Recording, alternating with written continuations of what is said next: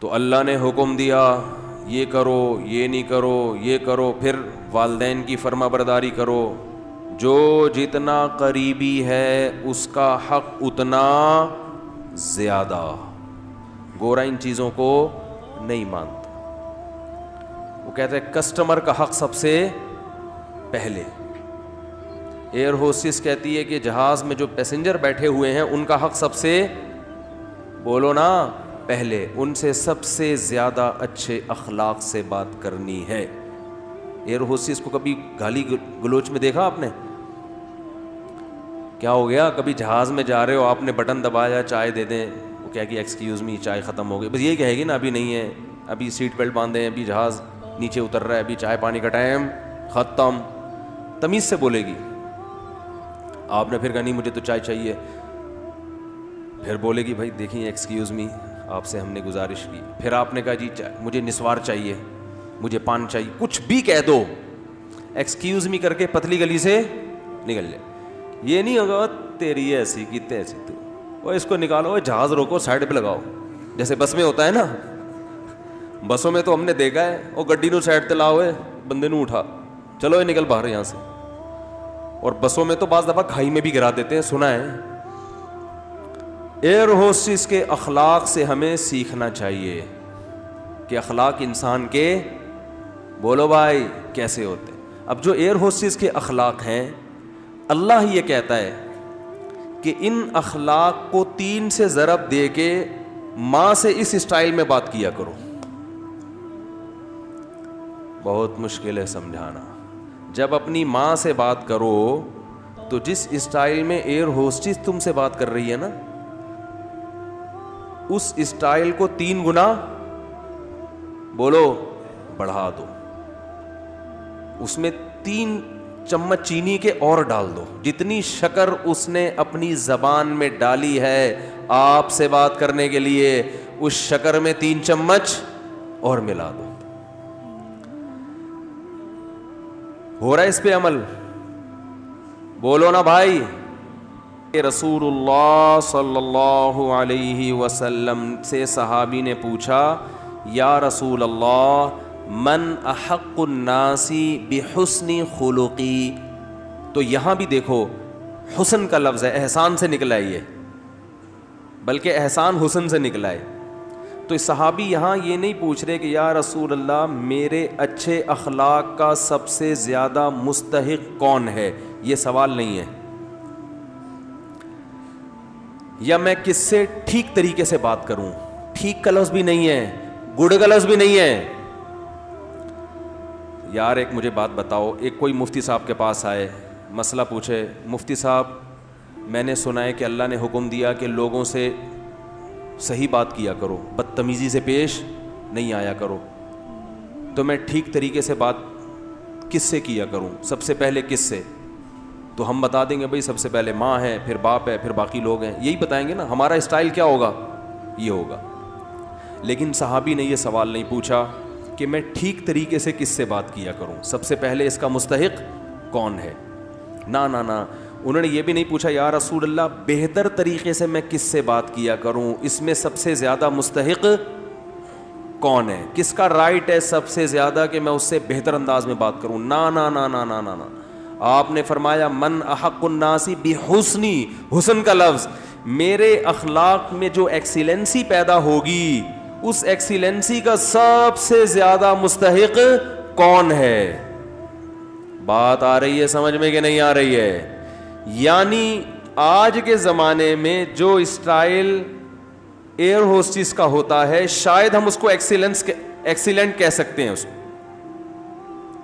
شاید، کیونکہ اس سے اچھے اخلاق کی کم از کم مجھے تو مارکیٹ میں کوئی مثال اب تک، ہم نے بسوں میں بھی سفر کیا ہے، ٹرینوں میں بھی سفر کیا ہے، اور اللہ بھلا کرے جہازوں میں بھی کیا ہے، گاڑیوں میں بھی کیا ہے، کار میں بھی کیا ہے، ہر طرح سے کشتیوں میں بھی کیا ہے. تو جو عملہ سب سے اچھا اخلاق والا ہمیں ملتا ہے وہ کہاں ملتا ہے؟ بولو نا، جہاز میں. اور سب سے زیادہ بدتمیز عملہ کہاں ملتا ہے؟ بسوں میں. پیشاب کے لیے گاڑی رکوا لو، پیشاب رک جاتا ہے آدمی کا ٹینشن سے، وہ اتنی ہارن بجا رہا تھا، پاؤں پاؤں بجا رہا ہوتا، بیٹھ بھائی. نماز کے لیے رکوا لو، سب ایک جیسے نہیں ہوتے. نماز کے لیے بعض دفعہ روکنا مشکل ہو جاتا ہے, نماز ہی نہیں پڑھنے دے رہے ہوتے, تو پھر اپنی عزت اسی میں ہے کہ آپ ڈرائیور سے تمیز سے بات کریں. W11 میں سفر کرو, کنڈکٹر کو دیکھا, ایکسکیوز می پلیز تھوڑا سا کرایہ دے دیں آپ. کبھی دیکھا آپ نے کنڈکٹر کو W11 میں؟ ہے بھائی, گھسیڑتا رہے گا بندے. اخلاق دیکھو, جگہ نہیں ہے بھائی, پاؤں بس پوری یوں ہوئی ہوئی ہے, اس کی الائنمنٹ کی ایسی کی, میں نے کہا نا کام کا بیڑا غرق, ایک کام کا طریقہ یہ بھی ہوتا ہے, بس کا بیڑا غرق کر دیا. وہ یوں جھکی ہوئی ہے پوری ادھر کو, آدھی پبلک چھت پہ بیٹھی ہوئی لٹک رہے ہیں, کھڑکیوں سے بندے گر رہے ہیں, مگر کنڈکٹر گھسے گا, ایک سے بھی ایکسکیوز, اتنی ٹینشن دے کے بھی ایکسکیوز نہیں کرتا. حالانکہ تمہیں تو 2 رکعت نفل توبہ کے پڑھنے چاہیے لانڈھی پہنچنے کے بعد نا. تمہیں تو یا اللہ میں نے جو مسافروں کو جو غم دیا, میں نے جو دکھ دیا, میں اس پہ تجھ سے معافی مانگتا ہوں. کیسے دھکا دے رہا ہوگا, اور بھائی ادھر سے, اور حیرت کی بات ہے ادھر سے گھستا ہے اور اگلے گیٹ سے نکل آتا ہے, جگہ ہے نہیں, سب سے کرایہ لے, اس کی جیب کبھی نہیں کٹتی, سب کی کٹ جاتی ہے حالانکہ سب سے زیادہ پیسے اس کے پاس ہوتے ہیں. تو بزنس, یہ جیب کتروں کا بزنس بھی سائڈ میں چل رہا ہے ان کا, اس پہ بھی کمیشن. سب کی بات نہیں جو میرا بیان سن رہے ہیں ان کے علاوہ. تو میری جہاں تک جو میں نے دیکھا ہے, سب سے اچھے اخلاق جہاز کے عملے کے ہوتے ہیں. تو ہم اس کو آج کے دور سے کہہ سکتے ہیں کہ وہ ایکسیلنٹ ہوتے ہیں. وہ الگ بات ہے وہ ان کی نیت کیا ہے, لیکن ظاہری لحاظ سے بہرحال بہت اچھے اخلاق ہوتے ہیں. تو اب ہم مثال, ہمارے پاس ایئر ہوسٹس کے علاوہ کوئی مارکیٹ میں اتنے اچھے اخلاق کی ملتی نہیں ہے سفر کے دوران. تو دنیا بھی ایک مسافر خانہ ہے. تو اب حدیث کا مطلب کیا ہوا؟ صحابی نے پوچھا, یا رسول اللہ, میں اپنے اخلاق میں جو ایکسیلنسی پیدا کروں تو اس ایکسیلنسی کا سب سے زیادہ مستحق کون ہے؟ یعنی سب سے زیادہ میٹھے انداز سے بات میں کس سے کروں؟ آپ یوں بھی کہہ سکتے ہیں آج کی زبان میں, جب میں بات کسی سے کروں تو اس میں شکر گھولوں میں, تو سب سے زیادہ چینی اور سب سے زیادہ شکر کس سے بات کرتے ہوئے اپنے کلام میں گھولوں؟ بات آ رہی ہے سمجھ میں؟ آپ صلی اللہ علیہ وسلم نے فرمایا, امک, پوری کائنات میں سب سے میٹھے انداز سے اگر تم نے بات کرنی ہے تو سب سے زیادہ رائٹ یہ کس کا ہے؟ تمہاری, بولو نا, ماں کا.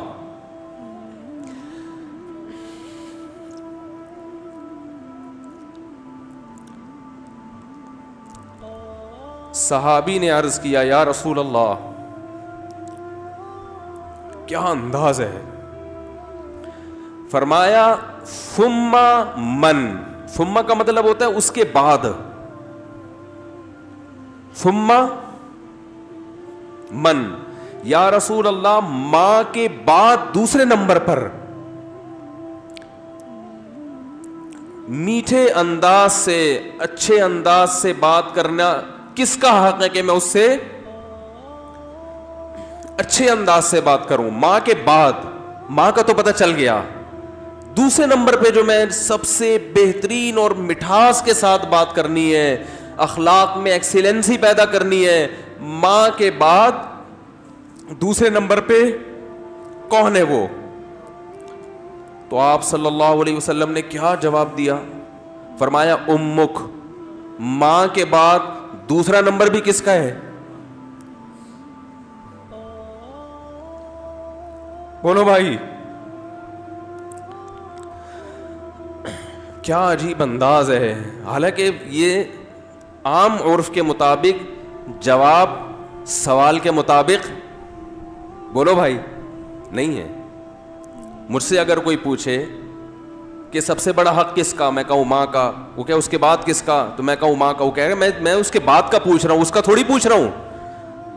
تو یہ سرسری نگاہ سے دیکھا جائے تو یہ بلاغت والا کلام نہیں ہے, یہ غلط کلام ہے اگر سرسری نگاہ سے دیکھا جائے,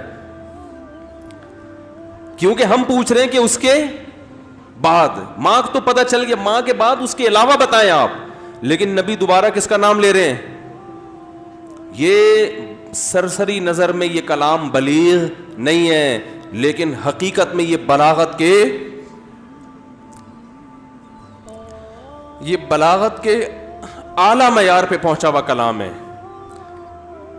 کیونکہ بات کو دل میں اتارنے کا اس سے بہتر طریقہ نہیں ہو سکتا تھا کہ ماں کے بعد دوسرا نمبر بھی کس کا ہے؟ ماں کا. اس کا مطلب کیا ہے کہ ماں کے بعد اگر تم یہ سمجھتے ہو کہ کسی سے بہت ہی میٹھے انداز میں بات کرنی ہے تو یہ حق دوبارہ ماں کو دے دو. دوبارہ کس کو دے دو؟ صحابی نے پھر پوچھا یا رسول اللہ ثم من. دیکھو صحابی کا انداز بھی کیا ہے. وہ چونکہ ان کو یہ تھا کہ مجھے ماں کے علاوہ اب چاہیے کہ کون ہے، اور نبی نے دوبارہ کس کا نام لے لیا؟ ماں کا. لہذا صحابی نے پھر اپنے سوال کو ریپیٹ کیا، کیونکہ وہ یہ سمجھتے تھے کہ مجھے میرے سوال کا جواب نہیں ملا. تو انہوں نے تیسری دفعہ پوچھا یا رسول اللہ ثم من. یا رسول اللہ تیسرے نمبر پہ کون ہے؟ تو آپ صلی اللہ علیہ وسلم نے فرمایا امک. تیسرے پہ بھی کون ہے؟ بولو بھائی. یہ ہیں ویمن رائٹس. یہ کیا ہے؟ یہ جو بے شرم لوگ حقوق نسواں اور عورتوں کے حقوق کے نام پہ الو بنا رہے ہیں نا، ان کی باتوں میں مت آیا کرو. ان کا مقصد صرف عورت کو کپڑوں سے آزاد کرنا ہے اور مرد کی دسترس سے آزاد کر کے مرد کے مقابلے میں لا کے مرد کا دشمن بنانا، تاکہ مرد عورت سے محبت کرنا چھوڑ دے، اس کا حق دینا چھوڑ دے. تمہیں اسلام نے عورت کے جو حقوق بیان کیے ہیں، اس کے بعد ہمیں کسی اور سے عورت کے حقوق کو سمجھنے کی ضرورت نہیں ہے. ہمیں کسی لبرل سے، کسی حکومت سے، کسی ویمن رائٹ سے، کسی سے ہمیں سمجھنے کی ضرورت نہیں ہے. ہمیں اسلام نے بتا دیا ہے کہ ماں کے روپ میں عورت کا کیا حق ہے، بیوی کے روپ میں عورت کا کیا حق ہے، کہ بیٹی کے روپ میں عورت کا کیا حق ہے، بہن کے روپ میں عورت کا کیا حق ہے. اور یہ جو لبرل لوگ ہیں یہ صرف گرل فرینڈ کے حقوق جانتے ہیں. گرل فرینڈ سسٹم معاشرے میں لانا چاہتے ہیں، تمہیں درندہ بنانا چاہتے ہیں، تمہیں زانی بنانا چاہتے ہیں، تمہیں بدکار بنانا چاہتے ہیں. ان کا کوئی فیملی سسٹم نہیں ہے. جو قوم نکاح کی قائل نہ ہو ان کے ہاں ماں بہن بیٹیاں ہوتی ہیں. ماں بہن بیٹی، بھابھی چچی خالہ ممانی مامی پھپھی، یہ رشتے تو شادی بیاہ کے نتیجے میں وجود میں آتے ہیں. اولاد ہوتی ہے تو یہ رشتے وجود میں آتے ہیں. پھر ان رشتوں کا پاس رکھنے کا حکم دیا گیا ہے. جن قوموں میں ہاں رشتے ہی نہیں ہے تم ان سے سیکھ رہے ہو کہ عورت کے حقوق ہمیں بتاؤ. تو آپ صلی اللہ علیہ وسلم نے کیا فرمایا؟ تیسرے نمبر پہ کس کا حق ہے؟ بولو بھائی. ماں کا. پھر صحابی نے پوچھا ثم من. اس کے صحابی بھی پوچھتے جا رہے ہیں، دیکھو رک نہیں رہے، کیونکہ ان کے سوال کا جواب مل نہیں رہا کہ یا رسول اللہ آپ ماں کا تذکرہ ختم کریں گے تو پتہ چلے گا کہ ماں کے بعد کس کا حق ہے. تو آپ صلی اللہ علیہ وسلم نے ارشاد فرمایا ثم ابوک. چوتھے نمبر پہ کون ہے؟ باپ. پوری کائنات میں اگر آپ کسی سے نرم انداز سے بات کرتے ہیں، میٹھے لب و لہجے میں بات کرتے ہیں، بہت سے لوگ ہیں جن سے آپ بہت نرم انداز میں بات کرتے ہیں. اپنے باس سے آپ سر کہہ کے بات کرتے ہیں کہ نہیں کرتے؟ کبھی آپ نے دیکھا کہ اس نے تھوڑا سا سختی کی ہو، آپ نے آنکھیں ماتھے پہ رکھ لی ہوں؟ کبھی دیکھا آپ نے؟